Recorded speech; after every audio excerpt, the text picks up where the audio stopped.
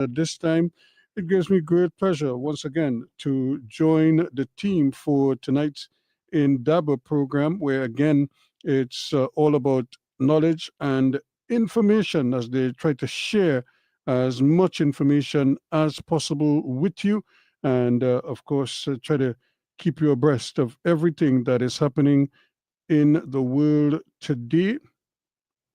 So we certainly look forward to that. Once again, let me join Dr. Fergus and the rest of the team for tonight's Indaba program. Good evening, sir. Good evening, my brother Ruskin, and good Good evening to evening. the listeners on Talk City 91.1 FM. We also welcome our listeners and viewers on YouTube, live on Facebook as well. As usual, we have a pretty interesting program this evening. We will begin with a report from the Emancipation Support Committee's Secretariat. And the presenter is our co-host for this evening, none other than Renee Francois. Good evening, my sister Renee.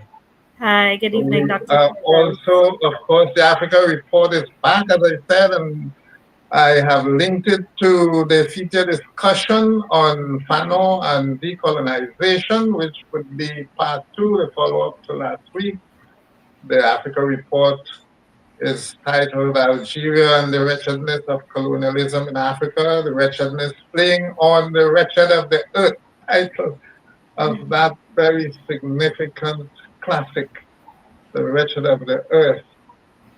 Let me tell you before I forget that after this evening's program, we are going on our annual emancipation break, sort of an interlude, and we will be back mid-August, most likely the 20th.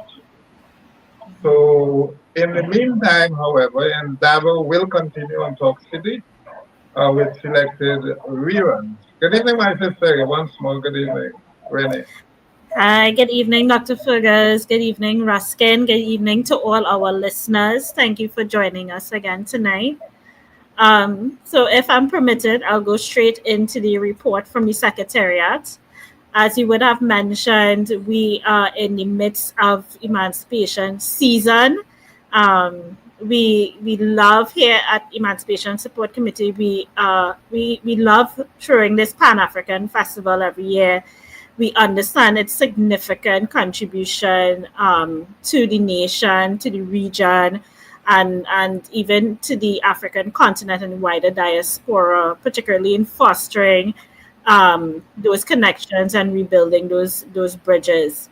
So the things that are most eminent for us as part of the festival is the continuation of the lecture series. So that we would have launched a lecture series last week, Sunday, and we would have had not last week, Sunday, the previous Sunday, and we have Professor Lewis Gordon joining us for that particular launch. He was our featured speaker. Following that, we will commence our panel discussions.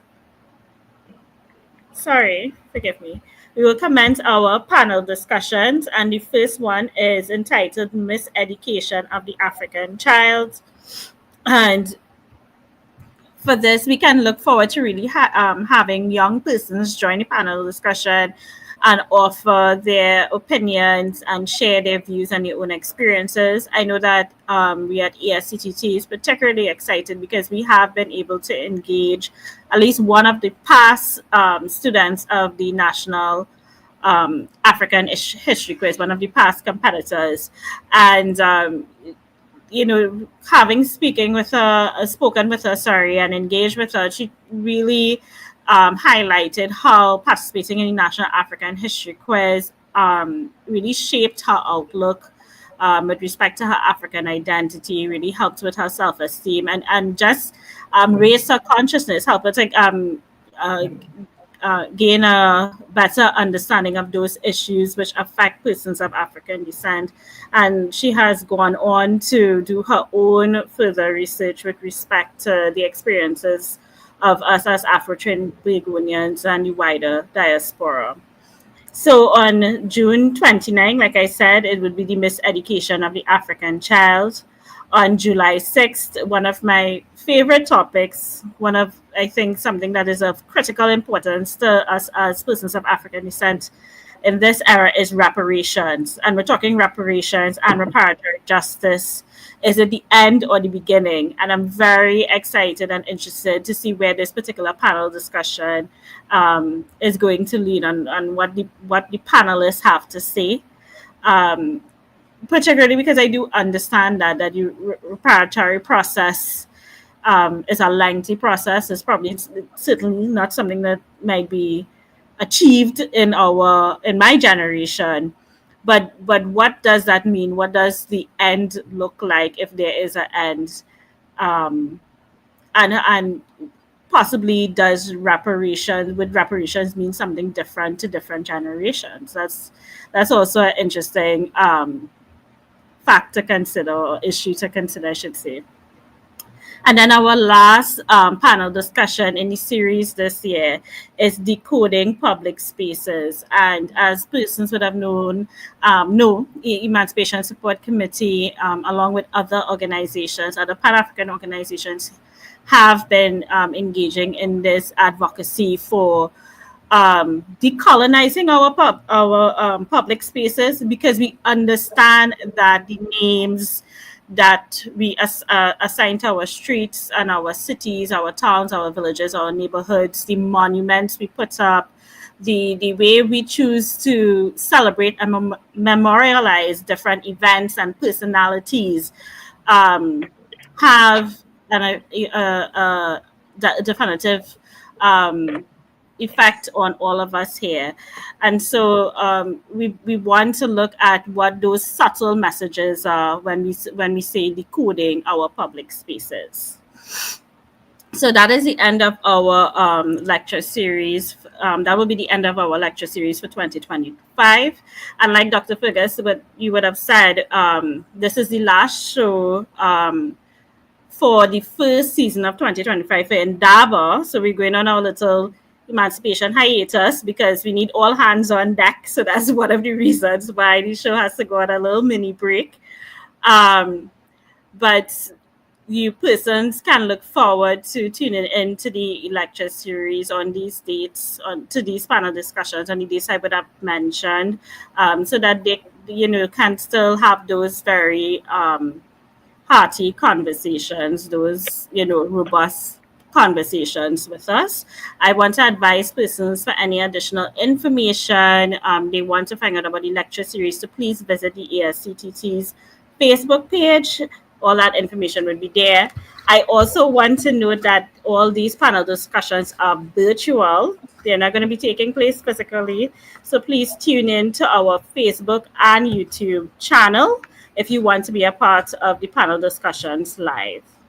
The other major thing, or new thing, I should say, is that is happening with the Emancipation Support Committee this year is that we decided, based on conversations with members of our community groups, that we would start a pilot African Heritage Camp program. And this is targeted towards children, or teenagers, I should say, 13 to 17 years of age.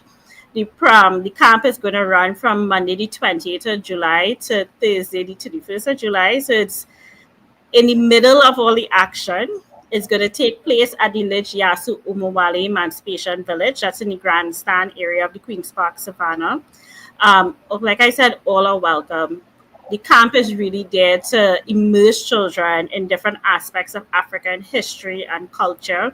We're working with some really great and talented facilitators.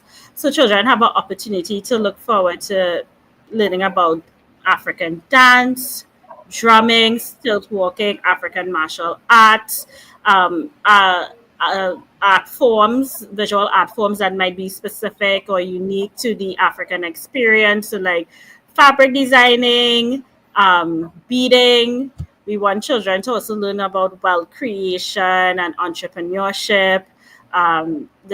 We want children to be able to learn about or shouldn't say learn about, but develop skills to help with their self-esteem and their self-confidence.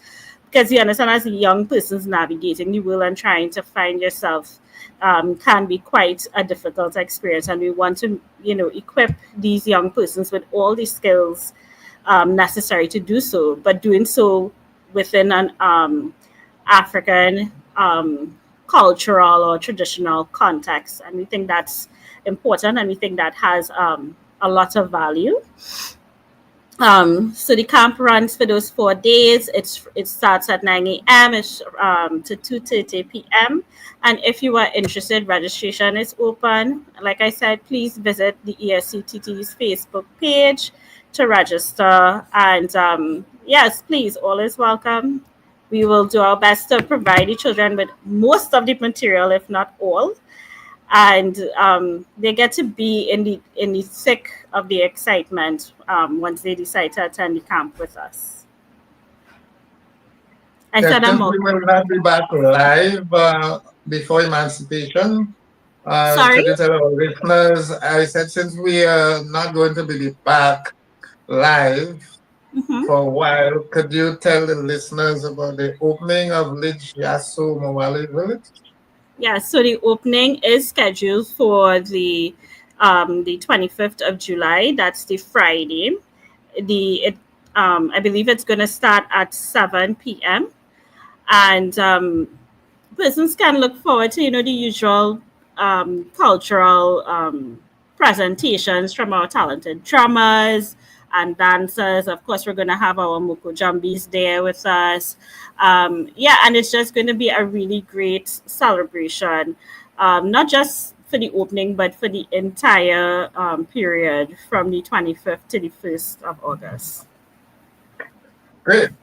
Lots of information. I hope that people would at least take in a good bit of them. And of course, if you probably slipped up on something, as Ray said, that you can visit the Emancipation Support Committee's information page. You can call in at Emancipation headquarters. And there are very so many different ways you can get in touch and get information on what is going to be happening over the next few weeks.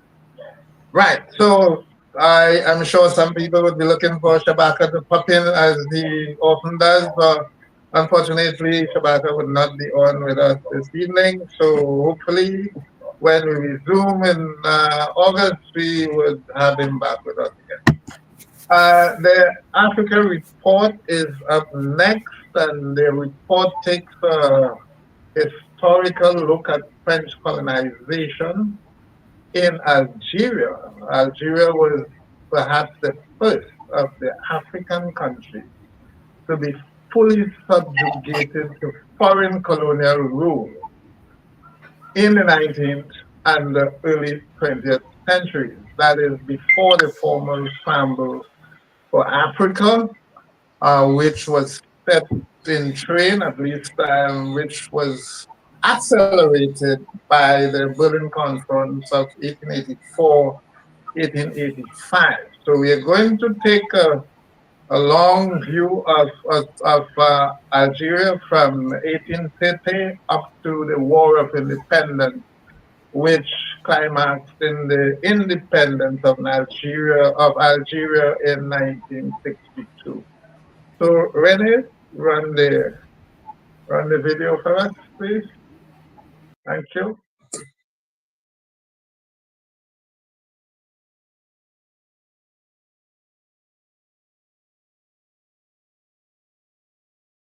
Attentats par jour.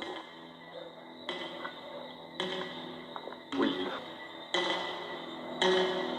Nous disons qu'il y a une minorité qui... I knew the arbitration, yes I knew.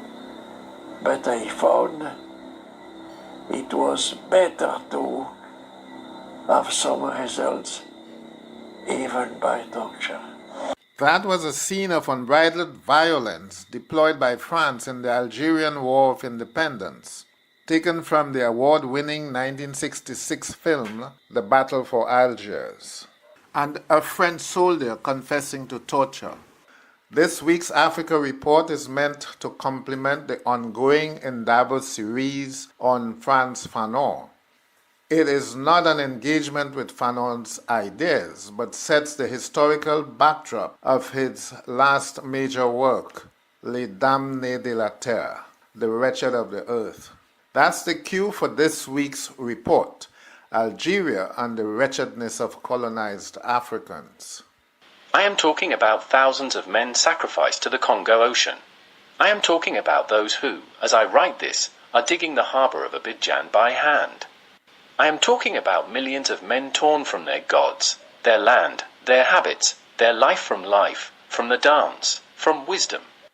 That's a readout of a translation by Joan Pinkham from Aimé Césaire's work, Discourse on Colonialism, published in French in 1955. And this that follows is the continuation of the text, but translated by Charles Markman from Frantz Fanon's Black Skin, White Mask, which was published 2 years after Césaire's discourse. I am talking of millions of men who have been skillfully injected with fear, inferiority complexes, trepidation, servility, despair, abasement.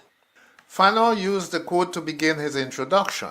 Both Césaire and Fanon were Caribbean-born, assimilated by French colonialism, and perhaps the two most seminal scholars on the psychological damage of European colonialism on native peoples.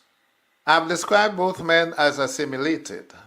Assimilation, or assimilation in English, was a policy and practice of erasing native culture, identity, and historical memory, and implanting French history, language, religion, education, politics, and citizenship. But what is hardly known is that the French were masters of legalized racial segregation or apartheid, and Algeria was the nursery that spawned its legal structure, ideology, and practice. Other European colonizers would borrow the French model, with South Africa even capitalizing the name apartheid. Let me repeat, France was the progenitor of the racist system of apartheid in Africa. The story begins in 1830. There are so many extreme cases of systemic violence inflicted by European imperial soldiers and colonizers on specific ethnic or cultural groups in Africa to achieve psychological superiority that it is difficult to assess which case was worse. Was it the genocide by King Leopold in the DRC? The genocides by German Emperor William II in Namibia and Tanzania? The concentration camps of the British in South Africa and Kenya, or the French genocide in Algeria? I mention these examples with the understanding that such a question should not be asked, because the answer diminishes the atrocities inflicted everywhere on the continent. But I also want to make the point that when we denounce genocide of the Bakongo, the Herero, the Nama, the Matumbi, we should also include the Berbers and Berber Arabs of Algeria. Between the outbreak of the Haitian Revolution in 1791 and the end of the Franco-European Wars in 1815, France had lost most of its most valuable colonies, including Haiti, Louisiana, Mauritius, and large swathes of India. Facing revolution in 1830, France's King Charles X, the younger brother of Louis XVI, who was guillotined by the Jacobins in 1793, launched a massive invasion of Nigeria to save his crown from the rebels. 2 weeks after the start of the invasion, Charles was dethroned, but the invasion of Algeria proceeded at full pace. In 1847, after facing organized resistance, France completed its conquest of Algeria from the Mediterranean coast to the edge of the Sahara Desert, an expanse of some 200 miles of the most fertile lands of the continent. Several waves of Europeans of varying nationalities were attracted by the easy acquisition of land. This land grabbing created a landless Muslim peasantry driven by necessity to seek employment on European farms at starvation wages. Algerians suffered a brutal and savage colonization.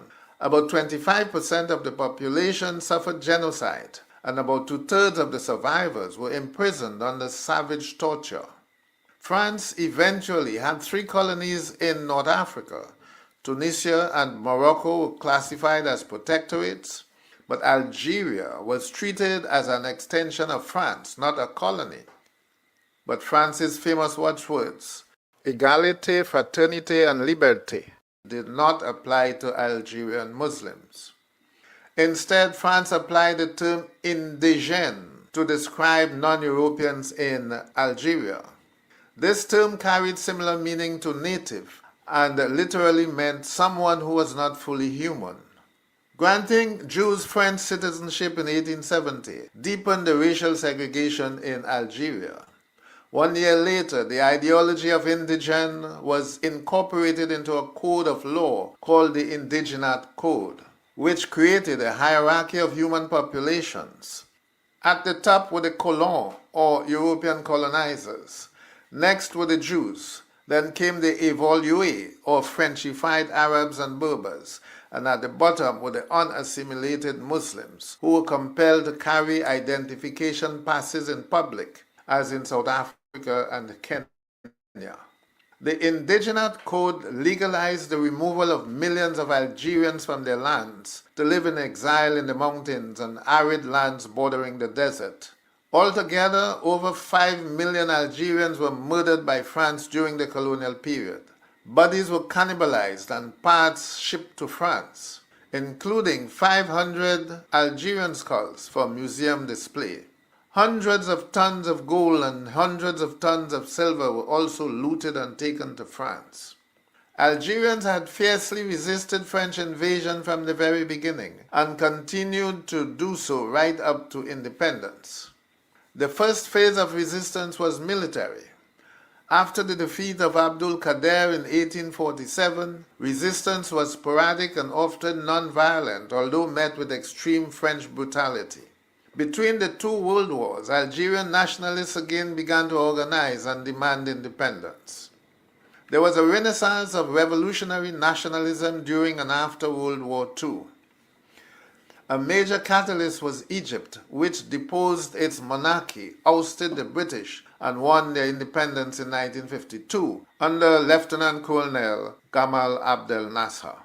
With the promise of military assistance from Nasser, 9 leading Muslim nationalist groups came together in 1954 to form the National Liberation Front, FLN.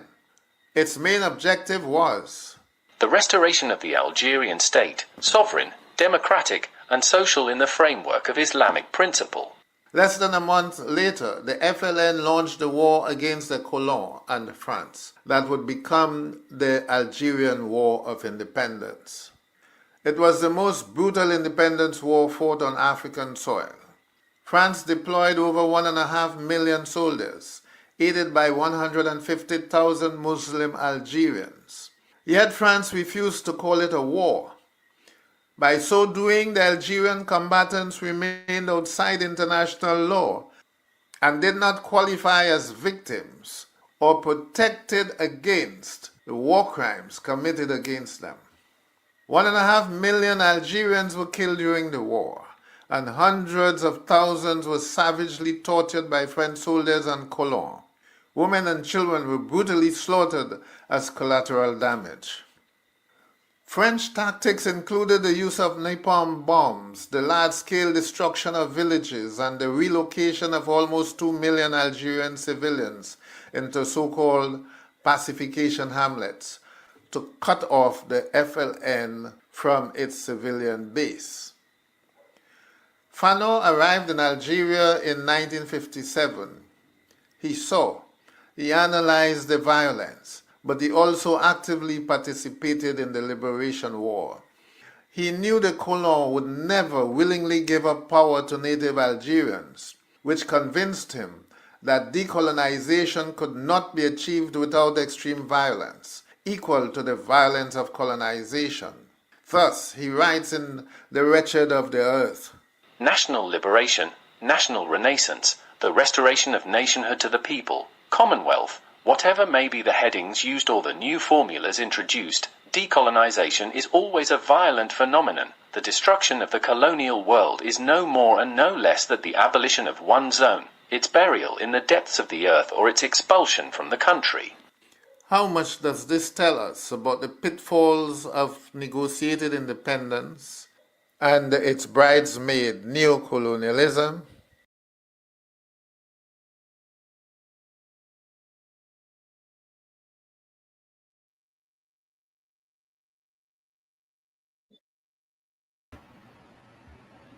So that's your Africa report for this week. As we said, final report for a while. You know, it's remarkable many colons, that is the French colonizers and the soldiers, how they openly admit to committing torture and other crimes against humanity. You know, they admit in interviews, they admit to journalists, they have written some of them, and people have written, sort of on their narration and so on, and there's been no consequences. No, yeah, there's been no consequences. You know, there's been no Truth and Reconciliation Committee either, as in South Africa and some other countries, you know.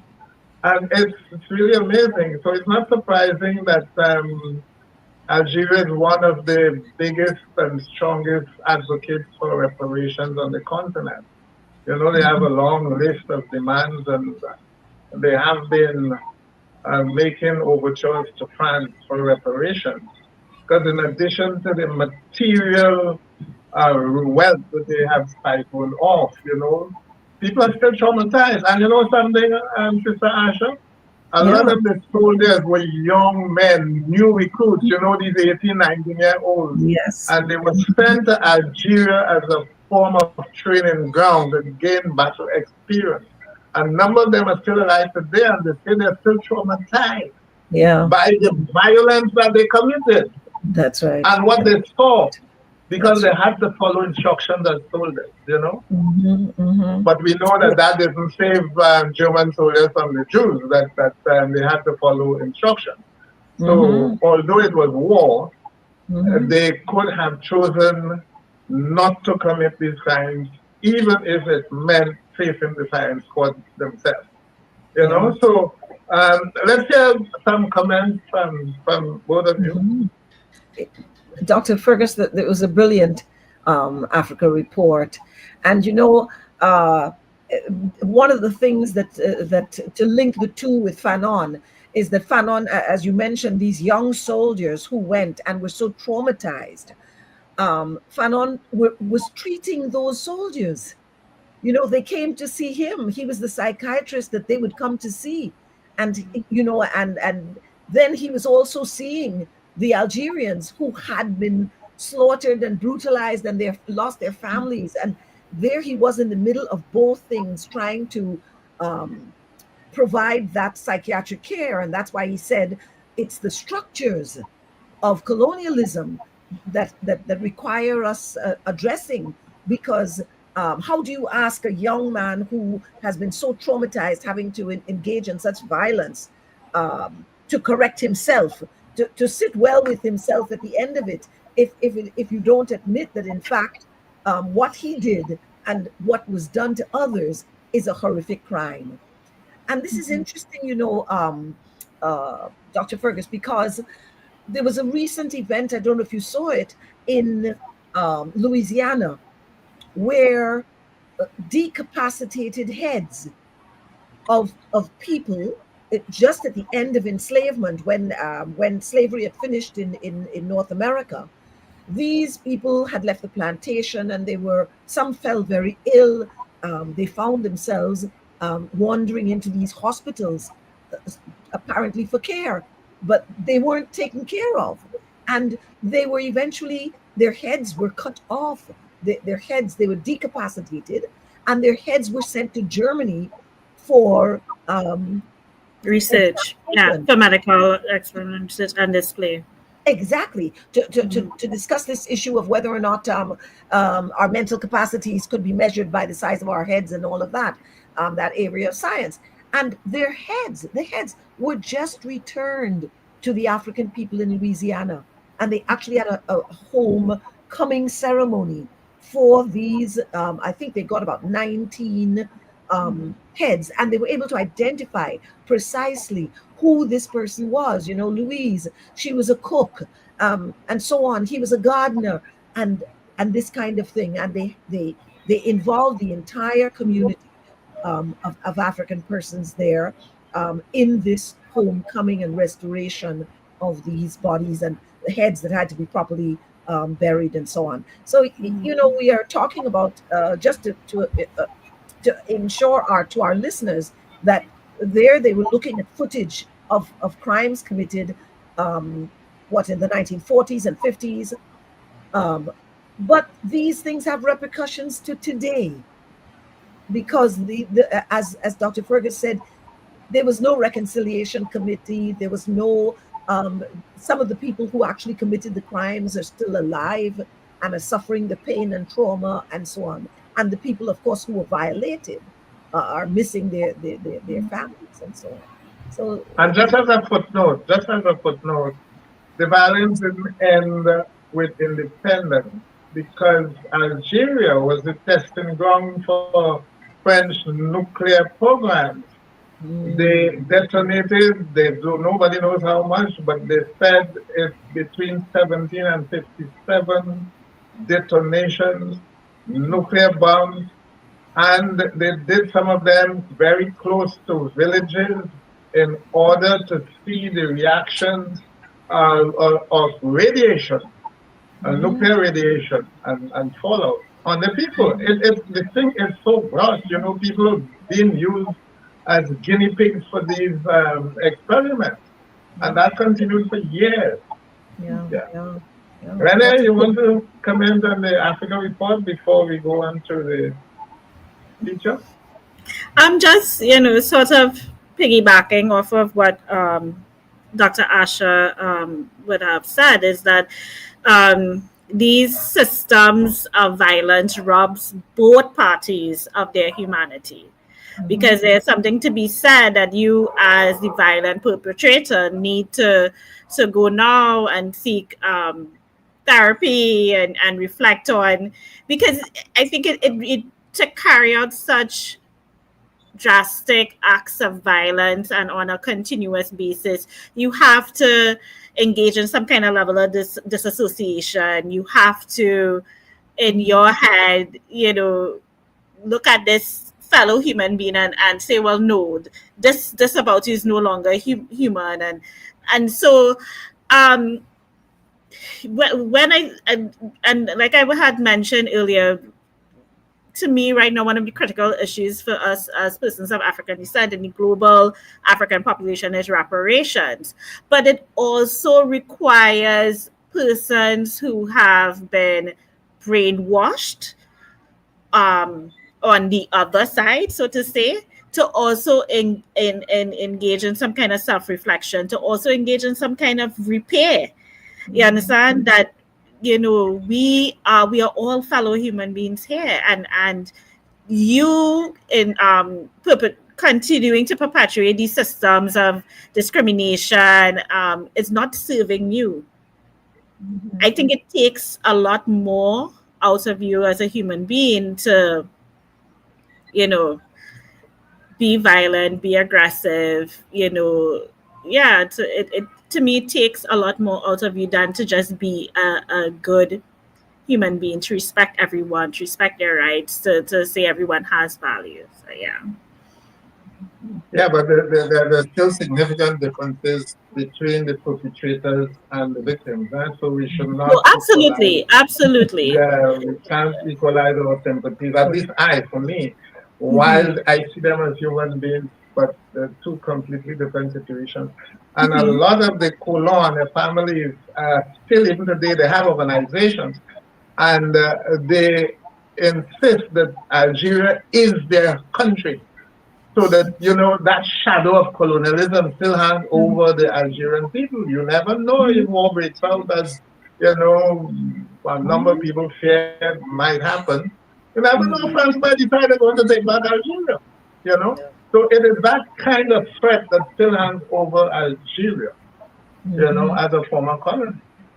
Yes, so we can put the Africa report aside for this evening and move on to the feature discussion. And our main, well, our only guest this evening is Sister Asha, Dr. Asha Kambon, who is going to continue the discussion. But this evening, the focus is on examining the ideas of Fanon and how it continues to serve the Caribbean in the pursuit of decolonization and reparation. So we have a big focus on reparation this evening, and Sister Asha has a clip to run again, and then we are going to make some tie-ins with the Africa report. I have a couple of questions that challenges what Professor Gordon would have said about Fanon violence. So I hope you can help us to sort of good, if I can. I'm not going to, no, I know that you are not Gordon. Yes, I'm not Professor Gordon, but certainly I've been listening to him, so let's see if I can help. But interestingly, before we actually get to the clip, I just want to say that, in reviewing our launch, one of the things that came to my attention was Dr. Kayla Francis. Kayla addressed the gathering on behalf of the president of UTT, who was unfortunately out of the country. And one of the points she made, which I thought was, just superb, it was right on point. She was making the point that when you are trying to talk about social transformation, and you're doing it through education, you are faced with two challenges. She said one, of course, is access to education, but she said even the more fundamental one is the one that tries to address the colonial hegemony that underpins our notions of progress and development. And she actually thanked the Emancipation Support Committee. And, Renee, you were saying this today, explaining our Kwame Ture lecture series. And she thanked us for that Kwame Ture lecture series, that package that we had year after year after year. She said she's been following emancipation for some 22 years. And why she thanked us is, she said, because sometimes people can get lost in the, what shall I say, the toppings, the dressing ups of emancipation, and forget the substance. And she thanked us because this Kwame Ture lecture series, that process, actually helps us focus and helps the population focus on the substance. Some of it comfortable, some of it a little uncomfortable, but the focus nonetheless on the substance of this challenge of emancipation, which we are still grappling with as a people. And that's why this year we were looking at decolonizing the mind, because we may think that we are liberated and we're free, but there are so many things in the colonizing process, that so much baggage that they leave us with, that we've got to pick apart that baggage and really make sense of what has to be put aside out of our being, and what where and how we take what forward. So I just thought I'd say that before we get into another aspect of something that Professor Gordon was saying. So the clip that we're going to look at this afternoon, actually. By the way, before I forget again, I think as a director of the Emancipation Support Committee Board, and of course the person responsible for the Kwame Ture Memorial Lecture Series, at some point in time, perhaps before the end of the program and before Talk City leaves us, perhaps you can make a brief statement on the social media furor that is going on around what Gordon might have said or might not have said, that allegation. So, and just tell us what perhaps the Emancipation Support Committee might be doing about it. I think it would be remiss of us if we don't address that at all. That's right. So maybe I can, before I even play the clip, I can say that there was a post by two young people. I'm not sure I don't know them personally. One who apparently lectures in a university in Canada, and the other who lives in Curacao. And they charged, one of the things they charged, but they repeated the charge, which is that Professor Gordon was silent on the question of Gaza and the genocide, of course, taking place in Gaza. And he's been silent before arriving to speak with us, and that he was silent on the Gaza question when he addressed us on June 15th.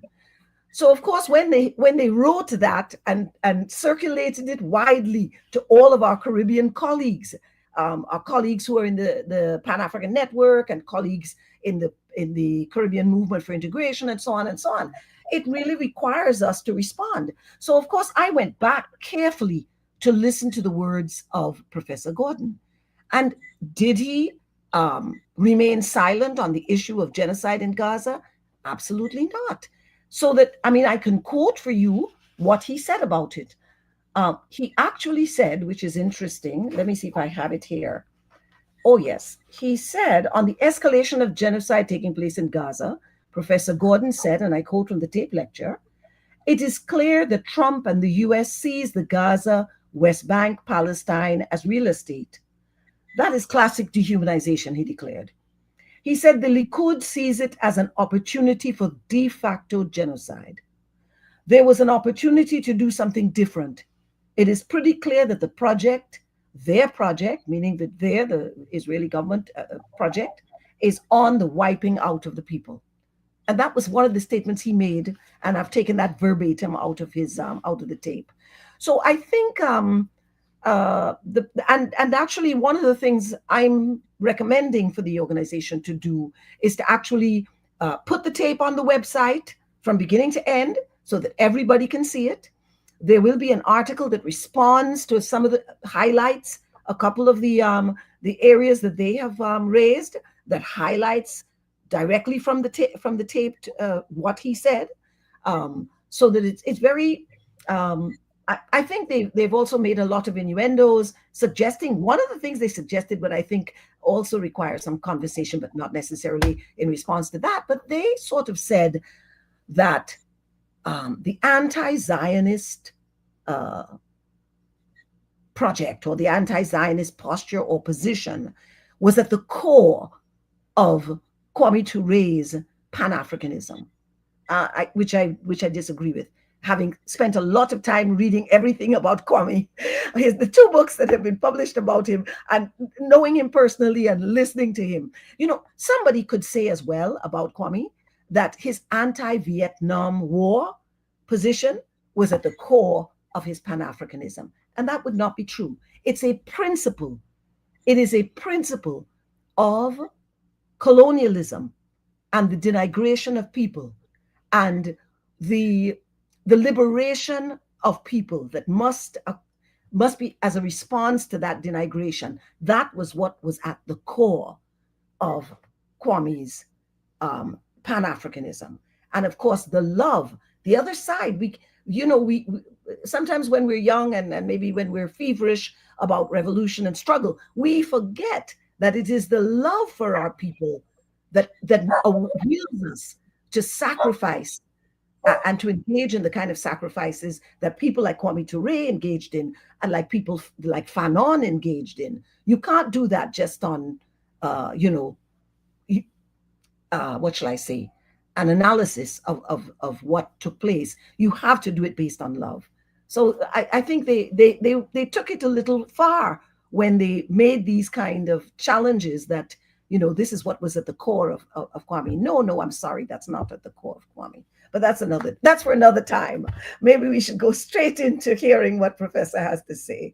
And this little clip addresses what he said in relation to the relevance of Fanon to the modern Caribbean. So let's hear what he says about that.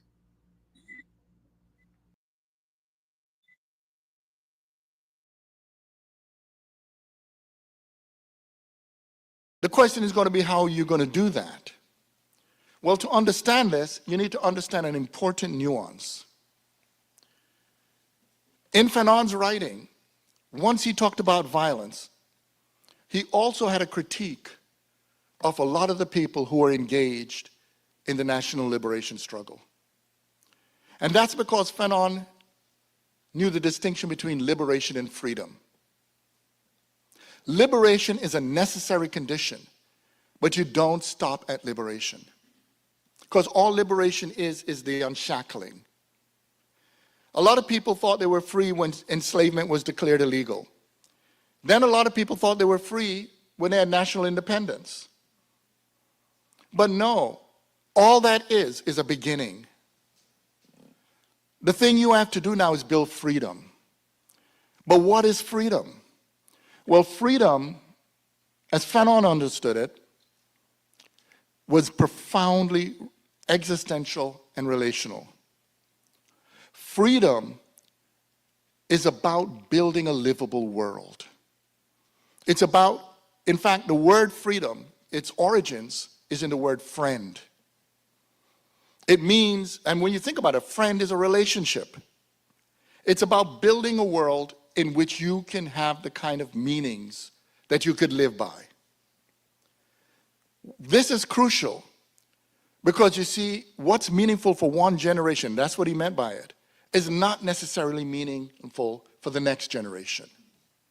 And the problem Fanon saw was that the people who were trying to build the liberation were still locked, they were still colonized in the conceptions of meaning that were wedded to the colonial period.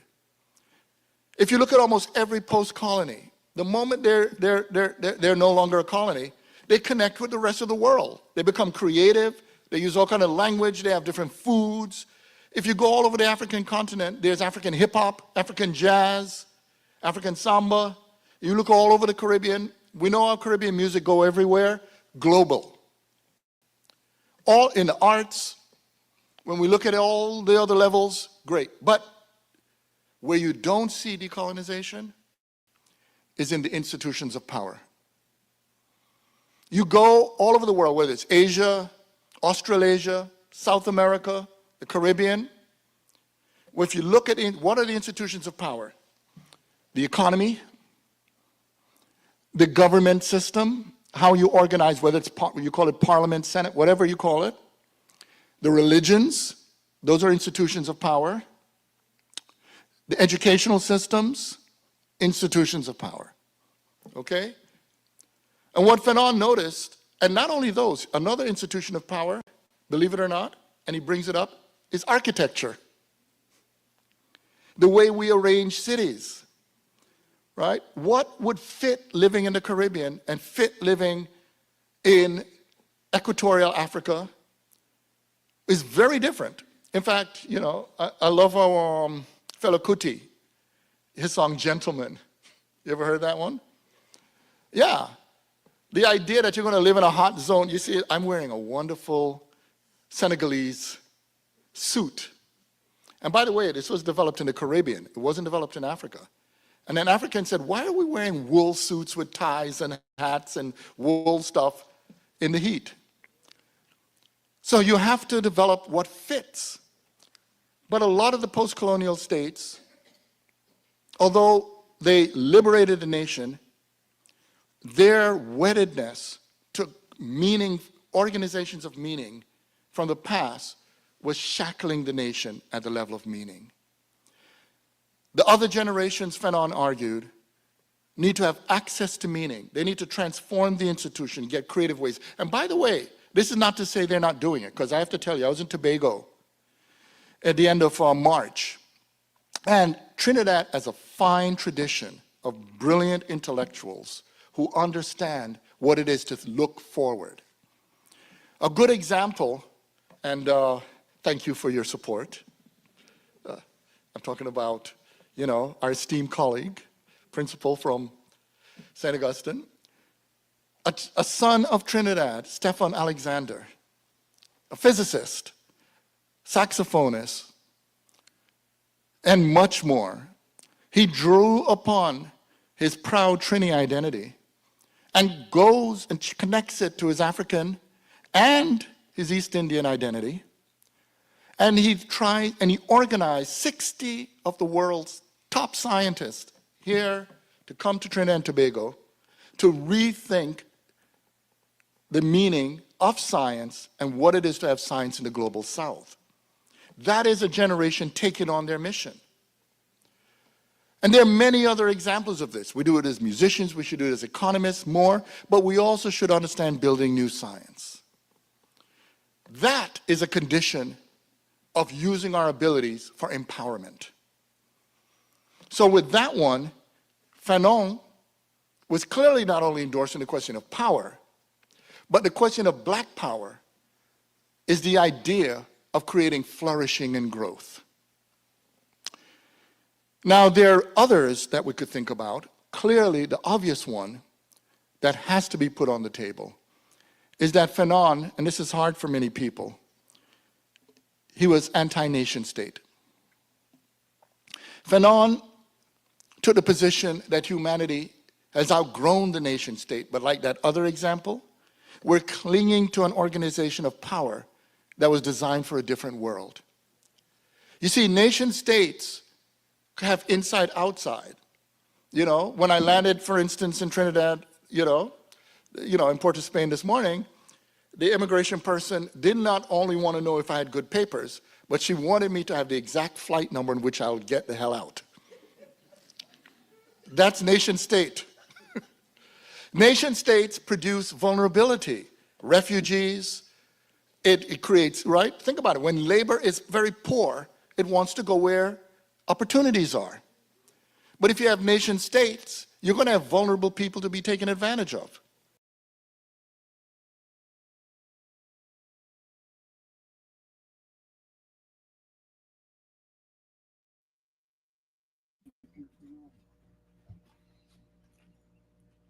Well, I think it stopped a little abruptly, but we could have heard far more. But what I liked is that we got a certain number of very concise issues that have to be addressed, or that Fanon's thinking helps us unravel when we are talking about the modern Caribbean. So the nation state, if we take it backwards, I mean, how long has CARICOM been trying to arrive at one grouping here in the Caribbean? How long have we been all lobbying for the free movement of our people? I mean, it was Stalin who said, what is it that Rastas know that the government can't get right yet, that the governments can't get right yet, that we are one people and we therefore should be able to move about freely. But this old trappings of the nation state, Gordon presents, and he says it's based on Fanon's. One of the things that he would suggest we consider with when he's talking about Fanon and his relevance to the modern Caribbean is: are we satisfied with that nation state, the way it excludes and the way it includes and so on? So that was one of the things that I thought was very interesting. The other was the question of where power still resides. Those institutions that still hold on to power, we've not changed that at all. So he talks about the power resides in, he says, in religion, in the educational institutions. I mean, everybody's grappling with that. How it is we cannot yet get our policymakers in education to understand that they must transform the information which they share with our children if you want to have responsible young people who can take charge of the world. Why is it that we continue to saddle them with that colonial education? So he talks about governance, he talks about religion. Oh boy, the question of religion, you have the religion frameworks that came right out of the Western colonial that denigrated us and enslaved us and blessed the slave ships, and we continue to walk behind them. They continue to have the power, the education systems, and he talks about the architecture.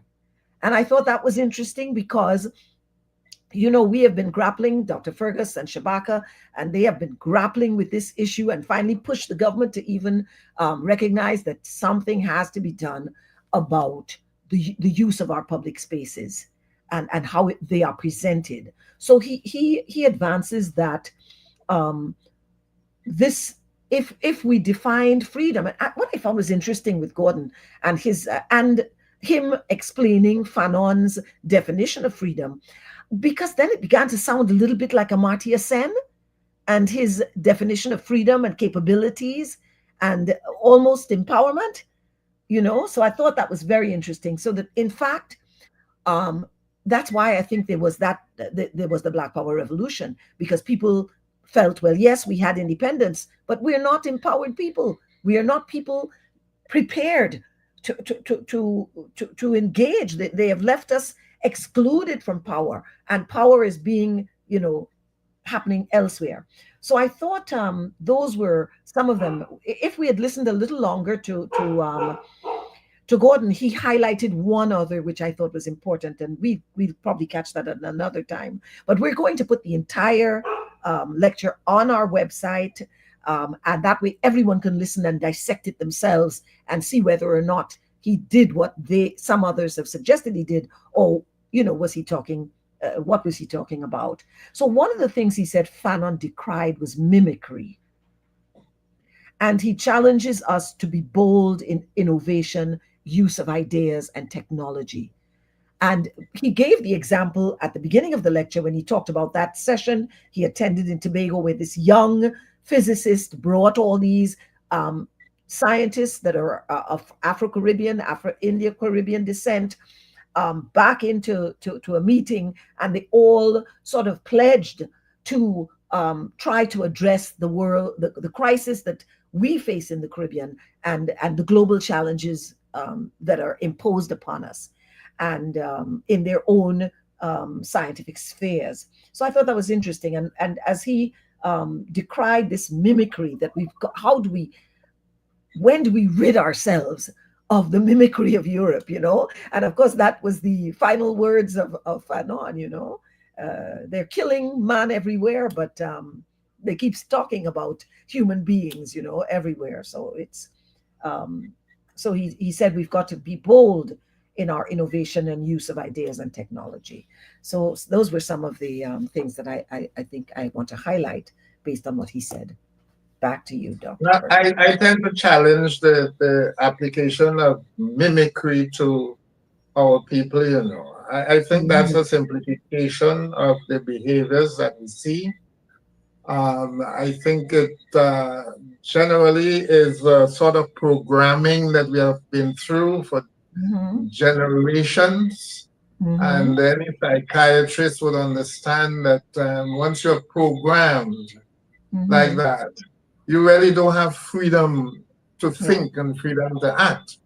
Yeah. But those who have escaped from that, that is why I think the option is revolutionary decolonization, and versus what might be constitutional or negotiated decolonization, because you are entrapped you're entrapped by the colonial power. Once you negotiate, you have to make compromises.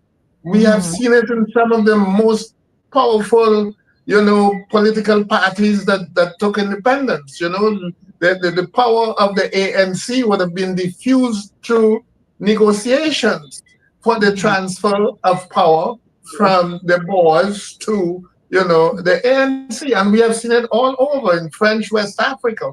We have seen the colonial pact imposed on African countries, so that there are certain conditionalities, and it's even deeper than neocolonialism. To me, and France saw it as a continuation of colonialism. So they allow you some power, but only such that they would continue to exercise control over your resources and so on. And I think in the Caribbean, we have a similar situation that we need to confront. Why is it we cannot move towards a more meaningful independence?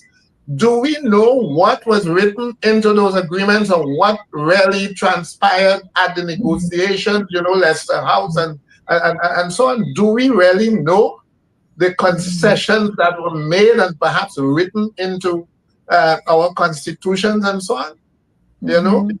Yeah. So that we need to examine, I believe, some of those things. And just one more point before I before we let Renee must have a say. Renee, younger generation must The have a next say. generation.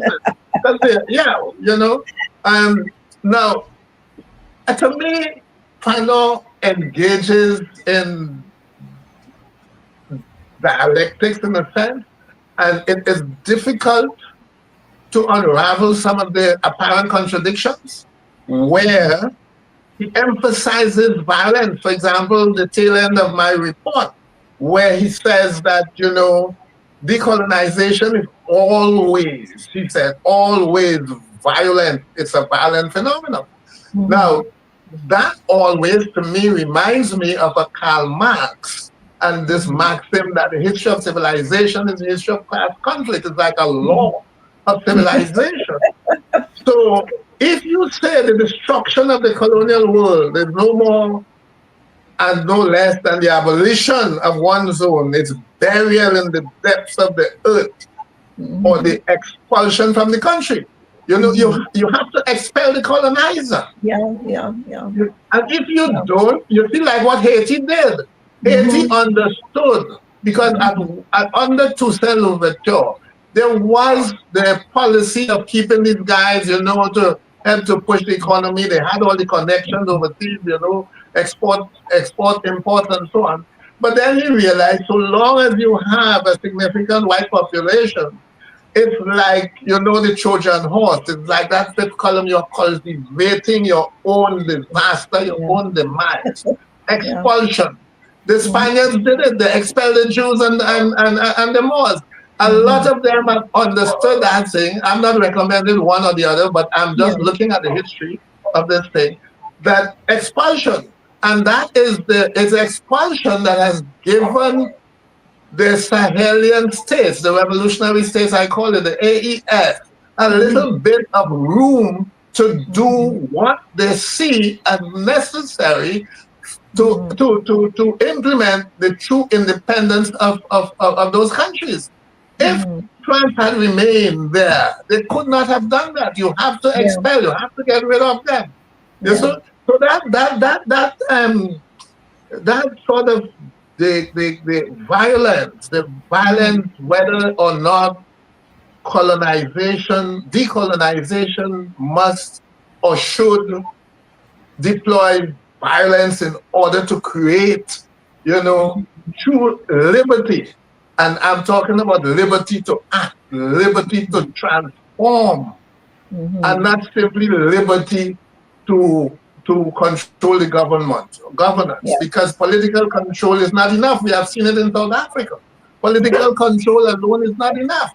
And Kuma said it, give me the political kingdom and I'll do everything else. And you realize that thing was a false prophecy, right? You need more than that. You need the power to act independently. I pause my case. Okay, good point. I think it's very interesting. We give the floor to Renee before I respond. Go ahead, Renee. So I agree with Dr. Fergus to some extent in that mimicry isn't a fair description or statement to make across the board. I think for some persons living in a colonial or post-colonial societies, a lot of it is survival. And not even trying to maybe aspire to certain, capitalist standards, but just bare survival. You have to navigate these colonial systems because they still exist today. So you want to have a job, you in a bank that might be paying well, and you have certain benefits. The reality is that they're not. The perception around natural hair might come into play. You understand? And so yes, some of those things are giving away in this day and age. But I think until there is a true removal, a true destruction of these colonial systems at every level, you run the risk of repeating history, so to say. So I think that the dismantling of these colonial systems requires drastic measures. Um, whether they are all, whether it becomes violent, and if that ultimately is beneficial to anyone is another question. You understand? Our colonial systems were born out of violence. They were perpetuated through violence and intimidation. And while we need their total removal, um, using violence, because I'm smiling because when we talk about revolution, there is also there's a tendency to think about it being violent. And I am also reflecting on these revolutions that would have taken place during the period of enslavement and how it was able to please forgive me, my son That's has okay. Yes, your son is enjoying this program. He's affirming something and then maybe saying, yes, mommy, I agree. Yes, I'm reflecting on those instances where there were these revolutions during the period of enslavement and how violence was used. Um, and it was not always successful. Yes, it inspired fear. Yes, there was this moment of retribution, and it might have been this cathartic experience for our ancestors that they needed at that time. But it did not necessarily result in the dismantling of chattel slavery at that time. Yes, our revolutions helped our overt um, means of fighting back against the system, but also our covert means. And so, in this day and age, is um, revolution in that respect necessary for the removal of our colonial systems? Yeah, I am so sorry, my son. My son is very upset about his bed. That is so bit distracting. That's okay. Mhm. That's the biggest question. I mean, this question of violence and revolution. That's the biggest question that confronts everybody who reads Fanon and the thinking about Fanon. And I think one of the things Gordon says about Fanon, well, Gordon says about violence and Fanon, which is interesting. He says that, of course, we've never the way in which he presents it is he looks at the book that Dr. Fergus was encouraging people to at least open in time for this discussion today, because in it, Gordon says that, first of all, we have to acknowledge that the last 500 years have been nothing but, what's the word? I mean, it's just been atrocious, and visions and experiences of violence that has taken us through that last 500 years. It is a violent society we have now inherited. This generation has inherited a violent society. And he says, who has perpetrated the worst and the most violence has been, of course, the colonizers, the white Western world. And he talked even about Nagasaki and Hiroshima, that extent of violence. So the question then is, when we are trying to end that kind of structures that have that have risen up as a result of 500 years of the development of a violent society, when we are trying to change that, if just by our existence and by our presenting an alternative, people, those who are in power, challenging the power structures, those who are in power see us immediately as being violent and heap that notion on top of our shoulders that you are the violent one because you are challenging the 500 years of structured and outrageous violence against us. And when you stand up and take a deep breath and say, no more, this is not the way I intend to continue living, they challenge you as being the one who's violent. So Gordon says that Fanon argues that in fact that that violence, that if you don't interfere, he says, if you don't intervene, but he used the word interfere. If you don't interfere in that ongoing violence against your people and your society and the way in which power is constructed, if you don't intervene in that, then that's not something Fanon would have supported, even though he says he's against violence just for show. But he encourages you to intervene because that's the only way you can become empowered enough to transform the society. You've got to intervene. You've got to address that which is oppressing you. The person who's being oppressed cannot say, oh, well, I don't want to cause any trouble. So, we can go ahead with this, No. You've got to intervene. And that's where empowerment comes from making that intervention that says, I'm not satisfied with the processes that I see before me. And, the notion of empowerment, as per Fanon and as per Kwame Ture, has seeped in to the women's movement, the feminist movement. Women are supposed to be empowered to say the very same thing. I will not tolerate the abuse that you're heaping upon me. You see? So, and is that violence? Is that violence by objecting to that abuse? So Fanon says, no, it's not violence. It's love. It's love for yourself, which we've been denied.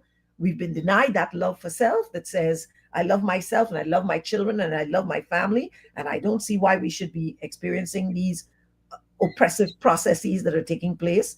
And that's why I work to transform the society.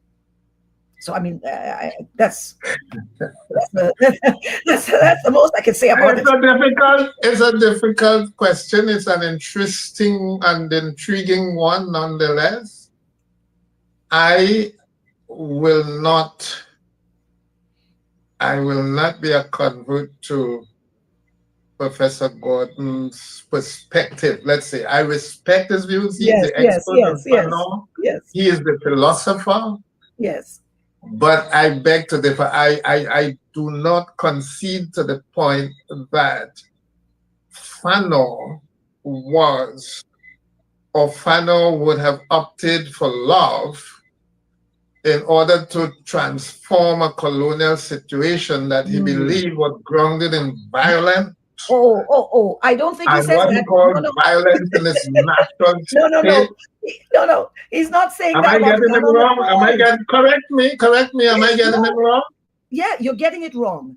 He doesn't say that you are going to transform the society by love. No, not at all. But the reason you are risking your life and engaging in violence must be because you want a better society. That's where the love comes in.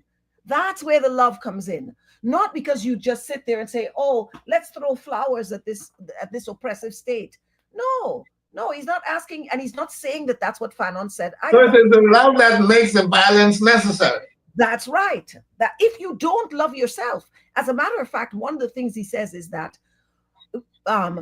should a psychiatrist, because Fanon argued, should a psychiatrist be trying to get someone who comes and says to him, they are spitting at me, and I'm getting sick from these people spitting at me.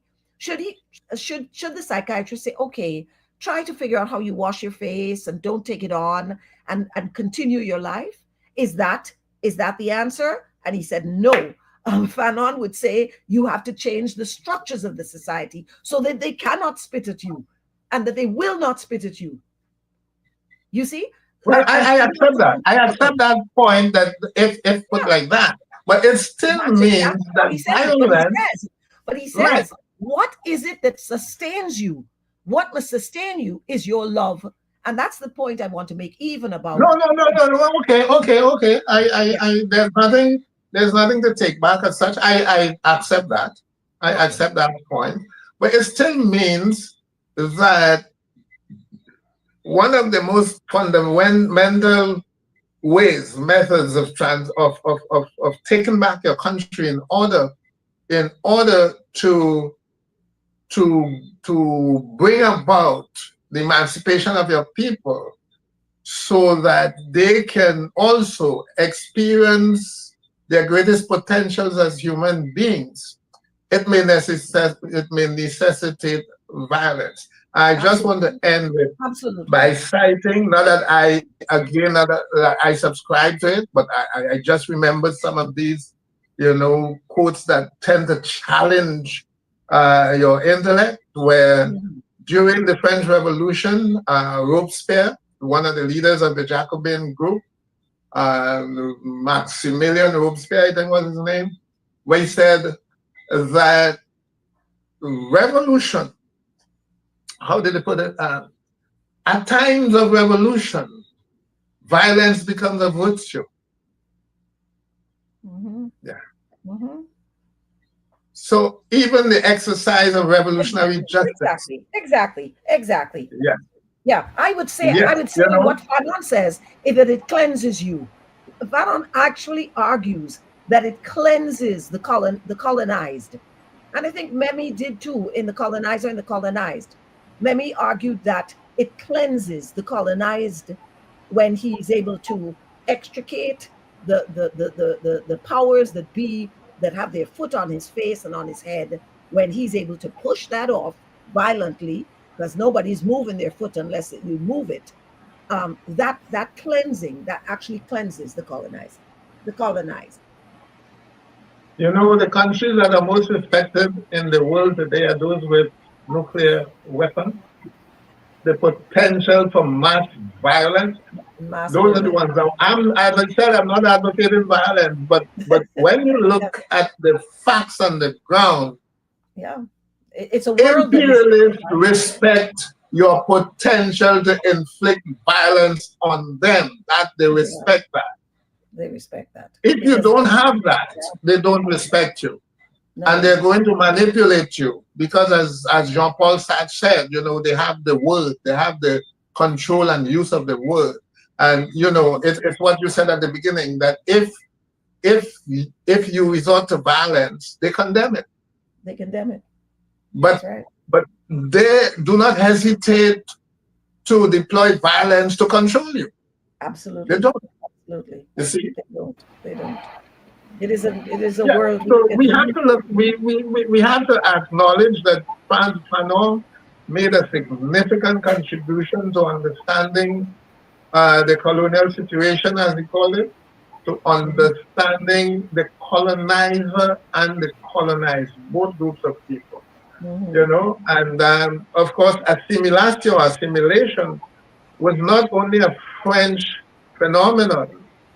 They created the word to describe their policy, but all colonial powers practiced that assimilation, the conditioning. The education system was designed to do that. The churches, the missionary enterprise was designed to do that. You see, the courts, the prisons and so on, all designed to do that, to ensure you conform to the colonial model that they created. Absolutely. Yeah. Absolutely. Yeah. Assimilation, all of it. And that is why I said I don't accept the term mimicry. I don't. Yes. We are victims. We are all victims of assimilationism, of colonialism, and we have to deal with it. We have to deal with it the way that Bob Marley said we have to deal with it. It's kind of an individual responsibility. You need help. You need institutions to help you, but that decision, you alone can make it. Emancipate yourself from mental slavery. Yeah, but you see, I'm not, what do I say? I am definitely not a believer in free choice. I don't think we have free choice. I think we've been conditioned, and we are conditioned to choose certain things. So there will be people who will sit back and say, I have chosen not to emancipate myself. And they're not doing that based on free will. They're doing that based on having been conditioned. And I think that is the purpose. That's why you have advocates. That's why you have activists. Because unfortunately, We are the ones who have to take responsibility. Like if you know, each one has to teach one. I do believe in that philosophy that we Yeah, but you all can't impose. You can't no, you impose. It still ultimately has to be an individual decision. yeah. It has At to be the an individual decision. at the Yeah, end, it is because we cannot impose. The most we can do is try to open eyes. exactly. You can educate. You can establish institutions. You can open opportunities for economic empowerment and so on. But it has to be individual choice whether they want to take that extra step towards freedom or remain enslaved. Because some slaves didn't want freedom. I think sometimes it's a hard thing to decide. But some slaves didn't want freedom. Remember what Harriet Tubman Harriet said? Tubman said, "Yes, If you come or more you die." people knew that they were slaves, she That's would right. have freed more of them. That's right. And it's a fact. Some people don't know. Even they don't know. They're in physical bondage. They don't know. They don't know. You see? That's why I believe that it has to be about education. That's It, why it it has to is be an always about individual decision. educate, educate, educate. And I give big praises to uh, Doc Fergus there with his programs and the whole team, yourself, Renee, Sister Zach, everybody in the background, Shabaka, who've done this year in, year out, year in, year out, because it's about education, it's about opening eyes. Every time we get an opportunity, we try our best to open eyes. Yeah, so Sister Asha, as our guest this evening, you have the final word before we close the program. Unless Okay. Renee wants to say something before Renee, but we're giving Dr. Cameron the last word. I just had a thought in the sense that Miss Asha had commented that Fanon said, in order for this decolonization to take place, we really needed to extricate these colonizers. And I'm reflecting on how the Caribbean was, um, gained independence. I remember the first time we were able to examine that period of independence, and particularly with federation, this kind of quiet discontent that the reality is that we were given independence. We didn't take it. There was no revolutionary, no time to get out. Enough is enough from us here in the Caribbean, and how that might have halted um, this process of decolonization that would have started from you know during the period of enslavement with our ancestors fighting back. And so that was just a thought that how countries are able to assert themselves and liberate themselves, how that either furthers the decolonization process or becomes a hindrance, it becomes another obstacle, another challenge. Yeah. Yep. It's a challenge. It's a challenge. What shall I say? I bemoan so many lost opportunities by policymakers who are stuck, really stuck in the colonial framework. They have theoretically enough power to transform, to take us one step further, one step closer to real transformation. And I am just it to me it's one of the most what shall I say? It's the most disturbing. It's most disturbing that we keep throwing up policymakers who don't have a decolonization agenda, and it's tragic because we see the way in which our people are imploding as a result of not addressing the decolonization, and it's quite tragic. And I hope we all that we do, that we continue to do all that we do, and that it rests on our shoulders in a sense because we have policymakers are not addressing the decolonization agenda. So it rests on our shoulders, and we just got to take up the mantle and keep going with it. Yes, last week I said Black and White Mass has been on the internet for some time. The Record of the Earth is also available for free online in PDF form. So those of you who want to get into Fanon's head through those books. They are freely available online. The entire works are available online. So don't just listen to us, don't just listen to Professor Gordon. Try to educate yourself as well. The books are available online. Thank you very much, So, Dr. yes, Okay. so thanks to all our listeners on the various platforms. Talk City may have left us a little bit early, but nonetheless, thanks for joining us this evening. And of course, our listeners and viewers on Facebook and YouTube, thanks for joining us again. And we hope to see you shortly, perhaps within a month or so, less than a month, less than a month. We will be back live. Remember, though we are not live, the program will be running on Talk City as rerun, so you can go back and reflect on some of those programs. And of course, as Asha said, educate yourself. That's the reason we are here, to help enlighten you. The program where knowledge grows, the program of emancipation support of Trinidad and Tobago, the Emancipation Support Committee. Pleasant good evening, good night, wherever you are. See you soon. Don't forget, Emancipation celebration is on. See you at Lynch Yasu Omowale Village from the 27th. Good night. Good night. Good night. Thank you.